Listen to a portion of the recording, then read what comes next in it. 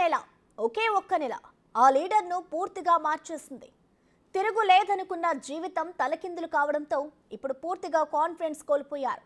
వరుస ఎదురు దెబ్బలతో మానసికంగా కూడా కుంగిపోయినట్లు కనిపిస్తున్నారు. ప్రస్తుత పరిస్థితి ఎన్నాళ్ళు ఉంటుందో తెలియని సందిగ్ధంలో ధైర్యం కూడగట్టుకునే ప్రయత్నం చేస్తున్నారు. ఇంతకీ ఎవరా లీడర్? నెల రోజుల్లో ఏం జరిగింది?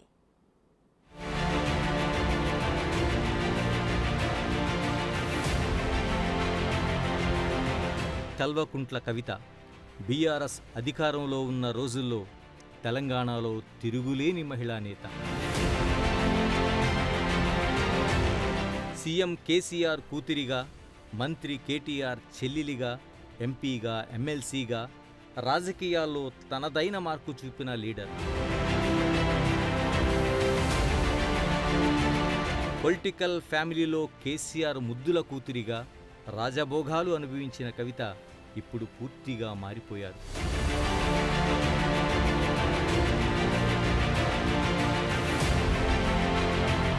ఒకప్పుడు ఆమె దర్శన భాగ్యం కలిగితే చాలనుకునేవారు బీఆర్ఎస్ నేతలు. కవితను కలవడానికి బంజారా హిల్స్లో ఆమె ఇంటి వద్ద పడిగాపులు కాసేవారు.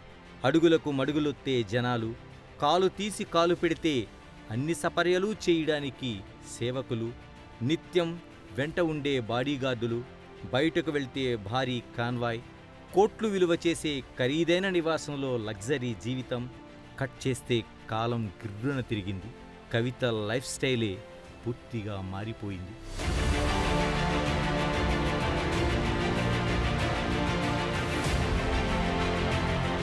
మార్చి 15 కవితే కాదు కదా, ఆమె తండ్రి కేసీఆర్ కూడా ఊహించి ఉండరు. ఢిల్లీ లిక్కర్ స్కామ్ కేసులో కవిత అరెస్ట్. కల్వకుంట్ల ఫ్యామిలీకి అసలు సిసలైన పరీక్ష.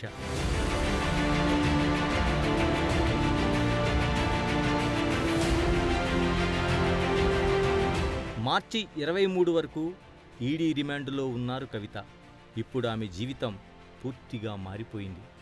అప్పట్లో ఆమె ముఖంలో ఉన్న కళ ఇప్పుడు లేదు. ఆ మెరుపులు కూడా లేవు.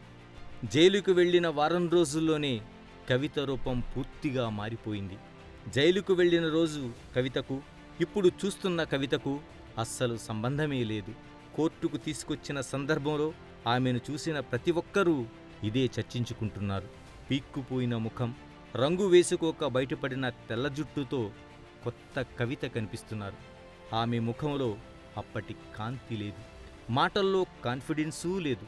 అరెస్టు చేస్తే చేసుకోండి అని గర్జించిన కవిత ఈమెనా అనేంత డౌట్. ఆ సమయంలో కవితలో కనిపించిన ధీమా ఇప్పుడు లేదు. తనను ఎప్పటికీ అరెస్టు చేయరనే కాన్ఫిడెన్సో, తాము అధికారంలో ఉన్నాం కాబట్టి ఎలాగైనా బయటికి రావచ్చనే ఆలోచనో గాని అప్పట్లో కవిత చాలా ధైర్యంగా కనిపించేవారు. ఇప్పుడు బీరువులా మారిపోయారని చెప్పాలి.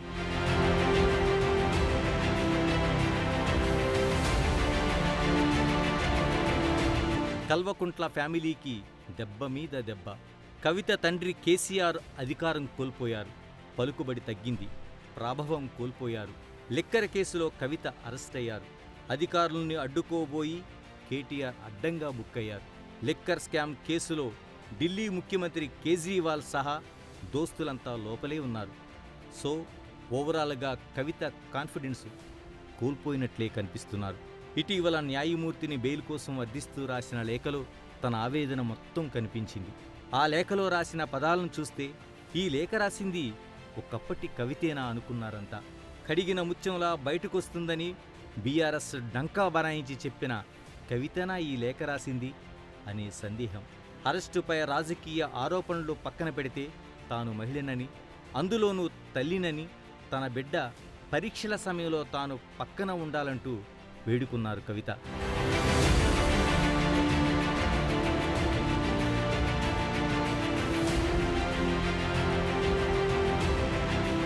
ఢిల్లీ లిక్కర్ కేసులో ఏప్రిల్ 9 వరకు ఈడీ కస్టడీలో ఉన్న కవితను సిబిఐ ఏప్రిల్ 11న అరెస్టు చేయడంతో ఆమె మరింత కంగుతిన్నారు. వరుస దెబ్బలతో ఉక్కిరిబిక్కిరవుతున్నారు. రోజుల వ్యవధిలోనే పూర్తిగా చిన్నాభిన్నమైపోయిన జీవితం. మానసికంగానూ కుంగుబాటు. తీహార్ జైల్లో కటకటాల మధ్య నలిగిపోతున్నారు కవిత. ఇంతకు ముందెన్నడూ అలవాటు లేని జీవితం. జైల్లో పలకరించే మనుషులు లేరు. కరుడుగట్టిన నేరస్తుల మధ్య తీహార్ జైల్లో జీవితం.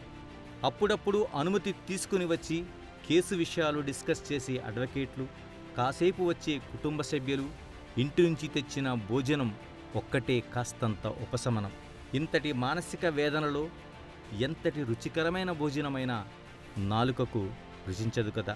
తెలంగాణలో ఉన్న చెంచల్గూడ జైలో, చర్లపల్లి జైలో అయితే పరిస్థితి వేరుగా ఉండేదేమో. ఇక్కడి అధికారులంతా తెలిసిన వాళ్లే కాబట్టి ఏదో ఒక రకంగా ఆమెకు కాస్తంత అదనపు సౌకర్యాలు అందేవేమో. అప్పుడప్పుడు పలకరించడానికి గతంలో పార్టీలో పనిచేసిన వారో, తెలిసినవారో, అభిమానులో ఎవరో ఒకరు ఏదో ఒక కేసులో అరెస్టే వచ్చి ఉండేవారేమో. కానీ అది తీహార్ జైలు. ఎంతటి కరుడుగట్టిన నేరగాళ్లు ఉంటారో అంతే కరుకైన అధికారులు అక్కడ ఉంటారు. చర్లపల్లి, చెంచల్గూడ జైళ్లకు పూర్తిగా భిన్నం. దేశంలో అత్యంత కిరాతకులు, కరుడుగట్టిన నేరస్తులు ఉండే జైలు అది. ఆమె మహిళా జైల్లోనే ఉన్నప్పటికీ అక్కడ ఉండే మహిళా ఖైదీల్లో చాలామంది నార్త్ ఇండియాకు చెందిన వారే ఉంటారు. అక్కడి సిబ్బంది అంతా నార్త్ వాళ్లే ఉంటారు. ఏది కావాలన్నా జైలు సిబ్బందిని బతిమాలుకోవాల్సిందే.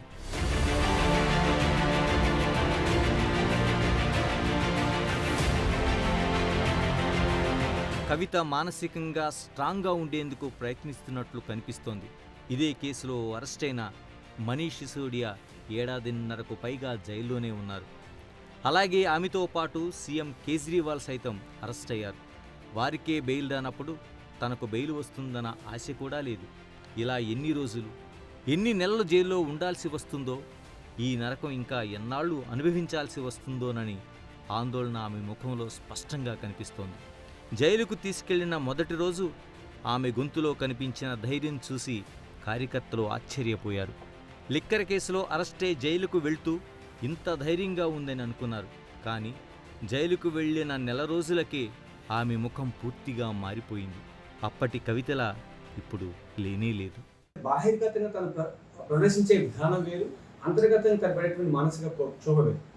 ఒక వ్యక్తి అటువంటి పరిస్థితికి వెళ్ళినప్పుడు ఫస్ట్ మనం చూస్తుంటే మానసిక ఒత్తిడికి లోనై, ఆ మానసిక ఒత్తిడి వలన తను చాలా రకాలైనటువంటి ఆలోచనలకి, వ్యతిరేక భావంతో కూడుకునే ఆలోచనలకి ఒక అడ్జస్ట్మెంట్ రియాక్షన్కి ఏర్పడుతుంది.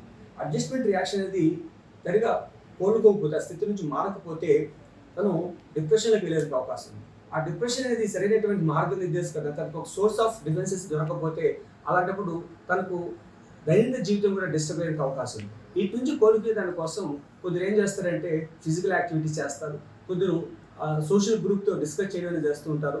అలాగే కొందరు ఏం చేస్తారంటే పుస్తక పఠనం చేస్తుంటారు. కవిత ఇప్పుడు ధ్యానం, దైవారాధన వైపు మళ్ళుతున్నారు. మనశ్శాంతి కోసం ధ్యానం చేయాలనుకున్న ఆమె తనకు జపమాల కావాలని న్యాయమూర్తిని కోరారు. అలాగే ఆవేదనతో కూడిన ఆలోచనల పరంపరకు బ్రేక్ వేసేందుకు, ధైర్యం కొని తెచ్చుకునేందుకు పుస్తక పఠనం వైపు దృష్టి పెట్టారు. ఇందుకోసం 5 పుస్తకాలు బయట నుంచి తెప్పించుకునేందుకు కోర్టు అనుమతి కూడా తీసుకున్నారు. ఈ 5 పుస్తకాలు ఒకదానికొకటి భిన్నంగా ఉన్నాయి. తాను నిత్యం విమర్శించే ప్రధాని నరేంద్ర మోడీపై కాంగ్రెస్ నేత శశి థరూర్ రాసిన పారాడాక్సికల్ ప్రైమ్ మినిస్టర్ అనే పుస్తకం కూడా ఆ లిస్టులో ఉంది. ద్వంద్వ వైఖరితో వ్యవహరిస్తూ ఒకే అంశంపై 2 రకాలుగా మాట్లాడే ప్రధాని అనే అర్థం వచ్చే విధంగా ఉన్న ఈ పుస్తకం అంతా మోడీని విమర్శిస్తూనే ఉంటుంది. అలాంటి పుస్తకం ఇప్పుడు కవిత చదువుతున్నారు. ప్రపంచ కుబేరుడు, టెక్నాలజీ రంగంలో సంచలనమైన టెస్లా అధినేత, నింగిలోకి ప్రైవేట్ రాకెట్ పంపిన ఘనుడు, ట్విట్టర్ లాంటి సంస్థను కొని సంచలన మార్పులు చేసిన ఎలన్ మాస్క్ జీవితానికి సంబంధించిన పుస్తకం కావాలని కోరారు కవిత. ఒక మనిషి కెరీర్లో ఫినాన్షియల్గా ఉన్నత స్థాయికి ఎలా చేరుకోవాలో తెలిపే ఎలన్ మాస్క్ ఆలోచనలతో కూడిన పుస్తకం అది. అలాగే చరిత్రకారుడు రామచంద్ర గుహ రాసిన రెబల్స్ అగెనెస్ట్ రాజ్ అనే పుస్తకం కవిత కోరిన లిస్టులో ఉంది. 19-20 శతాబ్దాల్లో బ్రిటిష్ వలస పాలన నుంచి స్వాతంత్ర్యం కోసం పోరాడుతున్న దేశాలకు మద్దతుగా నిలిచి పోరాటంలో పాల్గొన్న విదేశీయుల చరిత్రకు సంబంధించిన పుస్తకం అది. తన సొంత దేశం కోసం కాకుండా వేరే దేశాల స్వాతంత్ర్యం కోసం పోరాడిన 7 వ్యక్తుల కథ ఇది. లహరి రాసిన రోమన్ స్టోరీస్ పుస్తకం కూడా ఆమె కోరారు. మనం తీవ్రమైన ఒత్తిడిలో ఉన్నప్పుడు అనుకున్న లక్ష్యం కోసం ముందుకు ఎలా వెళ్ళాలనేది ఈ పుస్తక సారాంశం. ఇప్పుడు తాను ఉన్న పరిస్థితుల్లో ఈ పుస్తకం ద్వారా స్ట్రగుల్స్ ఎలా ఫేస్ చేయాలనే దానిపై అధ్యయనం చేస్తున్నారు కవిత. జైల్లో ఉన్న వ్యక్తికి జరిగేటువంటి మానసిక క్షోభలో మనం గమనిస్తున్న ఏంటంటే పోస్ట్ ట్రామాటిక్ స్ట్రెస్ అని అంటారు. అంటే గతంలో ఒక లైవ్లీహుడ్తో కలిగినటువంటి వ్యక్తి సడన్గా తన లైవ్లీహుడ్ నుంచి డిస్టర్బ్ అయ్యి ఒక జైలుకి ఉన్నప్పుడు ఆ వ్యక్తులు ఎన్నో రకాల మానసిక వ్యాధులు కలుగుతాయి. యాంగ్జైటీ కానీ, స్ట్రెస్ కానీ, డిప్రెషన్ లాంటి మానసిక స్థితిలో ఉంటారు. అటువంటి డిప్రెషన్ ఉన్నప్పుడు వ్యక్తి ఏంటంటే ఎవరితో మాట్లాడకుండా ఉండడం కానీ, ఒంటరిగా ఉండడం కానీ, సరిగా తిరగకపోవడం కానీ, సరిగా నిద్రపోకపోవడం కానీ, అత్యధికంగా ఆలోచన చేయడం కానీ జరుగుతుంది. ఇలాగ మనం గమనిస్తే అది ఒక ప్రాథమిక స్థితి. తర్వాత కాలంలో బార్గెనింగ్ అనేది ఏర్పడుతుంది.